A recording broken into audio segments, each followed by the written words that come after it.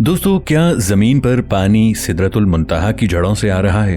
अहादीस में आता है कि जमीन पर बहने वाले दरियाए नील और दरियाए फुरात सिदरतुल मुंतहा की जड़ों से निकले हैं। दरियाए नील और दरियाए फुरात का शुमार दुनिया के अजीम तरीन दरियाओं में होता है।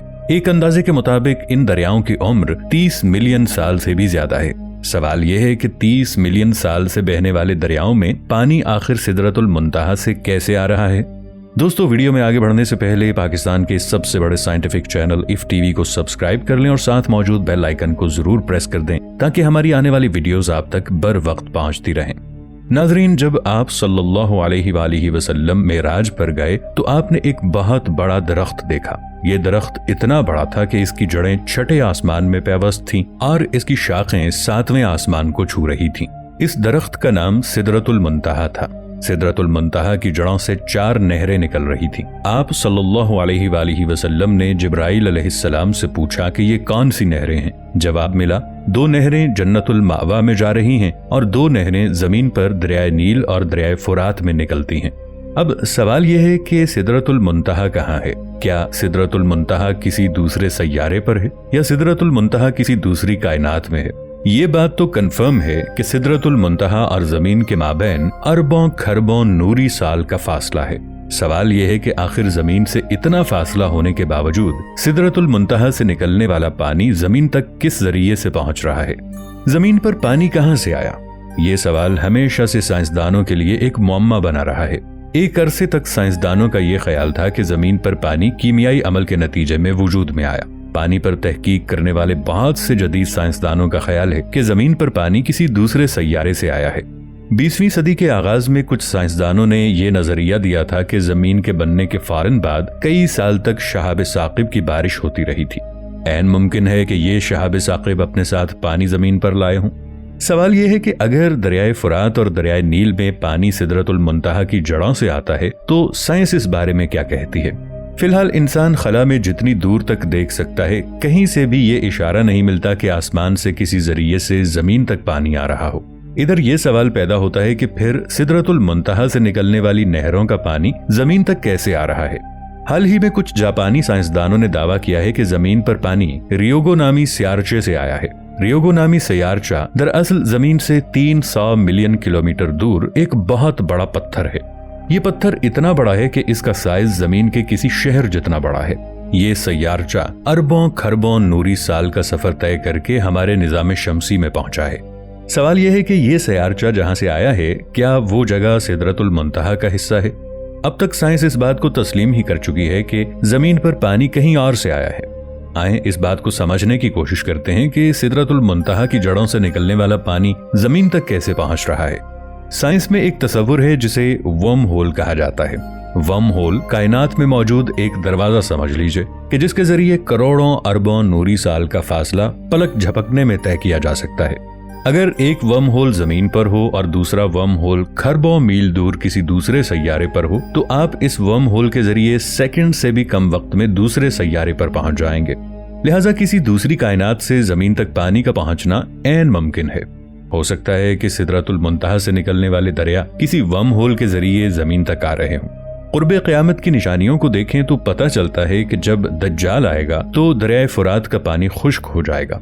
इससे यह भी पता चलता है कि दज्जाल भी शायद इसी वर्म होल के जरिए जमीन पर आएगा जिस वर्म होल से दरियाए फुरात और दरियाए नील जमीन तक आ रहे हैं। ऐन मुमकिन है कि दज्जाल ही जमीन पर पहुंचकर इस वर्म होल को बंद कर दे, जिससे ये दोनों दरिया खुश्क हो जाएंगे। इस्लामी पस मंजर में देखें तो पता चलता है कि इंसानों के वजूद से बहुत पहले फरिश्तों और जन्नात की एक लड़ाई हुई थी। इस लड़ाई की वजह यह थी कि जन्नात आसमानों पर जाकर बहुत शरारतें करते थे। जन्नात की सरकशी से तंग आकर फरिश्तों के कमांडर हजरत इजराइल अलैहिस्सलाम ने जन्नात पर हमला किया था। हो सकता है इस लड़ाई के दौरान ही छठे आसमान पर कोई वर्म होल बन गया हो। ऐन मुमकिन है कि सिदरतुल मुंतहा की जड़ों से निकलने वाला पानी उसी वर्म होल के जरिए जमीन तक आ रहा हो। इस सारे अमल को अल्लाह ताला ने कुरान पाक में कुछ यूं इरशाद फरमाया है, और हम ही ने आसमान से एक अंदाजे के साथ पानी नाजिल किया, फिर इसको जमीन में ठहरा दिया, और हम ही इसके नाबूद कर देने पर भी कादिर हैं। सूरह सौद की आयत नंबर 10 में अल्लाह ताला इरशाद फरमाते हैं, क्या आसमानों और जमीन के दरमियान जो कुछ है इस पर उनकी हुकूमत है? इन्हें आसमान की तरफ जाने वाले रस्तों से ऊपर आने दो, सवाल यह है कि अल्लाह ताला आसमान की तरफ जाने वाले कौन से रास्तों का जिक्र फरमा रहे हैं? क्या ब्लैक होल या वर्म होल का जिक्र हो रहा है? इसका जवाब सूरतुन नज्म की पहली आयत में मिलता है, जिसमें अल्लाह ताला फरमाते हैं, गिरते हुए सितारे की कसम। अब नाजरीन, देखा जाए तो ब्लैक होल की ग्रेविटेशनल फोर्स इतनी ताकतवर होती है कि इसमें सितारे भी आकर गिर जाते हैं।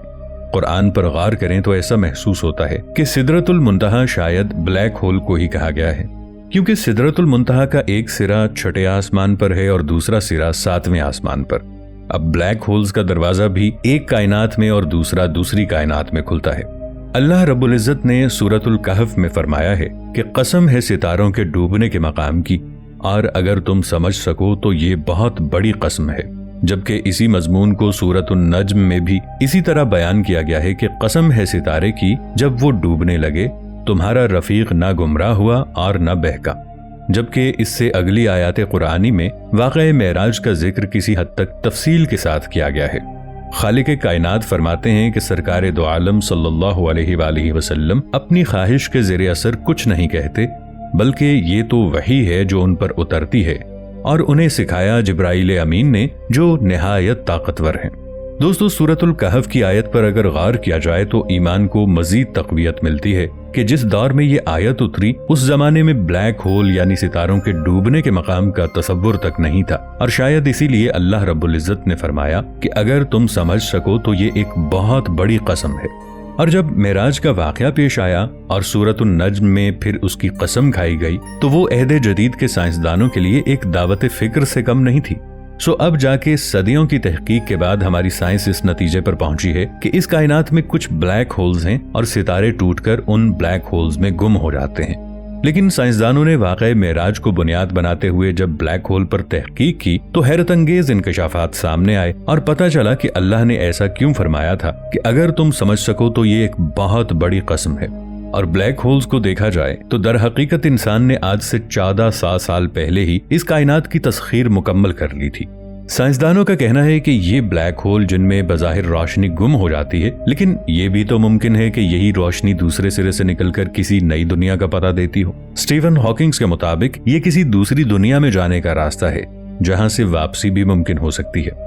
उनकी राय है कि ब्लैक होल की शक्ल को बेरी के उस दरख्त से भी तशबीह दी जा सकती है जिसका जिक्र कुरान मजीद में मौजूद है। दोस्तों, बिला शुबा अल्लाह रब्बुल इज्जत के इरशाद के मुताबिक कि हमने इंसान को इस कायनात को समझने के लिए बहुत ही महदूद इल्म से नवाजा है, लेकिन इसके बावजूद हम देखते हैं कि अक्ल इंसानी आज उन राजों से पर्दा उठा रही है जिनके बारे में दौरे नबवी सल्लल्लाहु अलैहि वसल्लम में तसव्वुर भी मुमकिन नहीं था, और शायद यही रिज़ाए इलाही भी थी।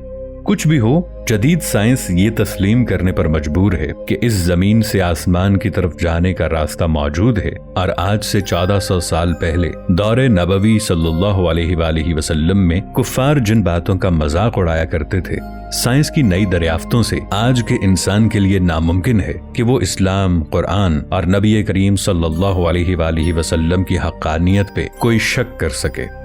दोस्तों, वीडियो अच्छी लगे तो इसे लाइक और शेयर जरूर कीजिएगा। मिलेंगे नई वीडियो के साथ, तब तक के लिए अल्लाह निगहबान।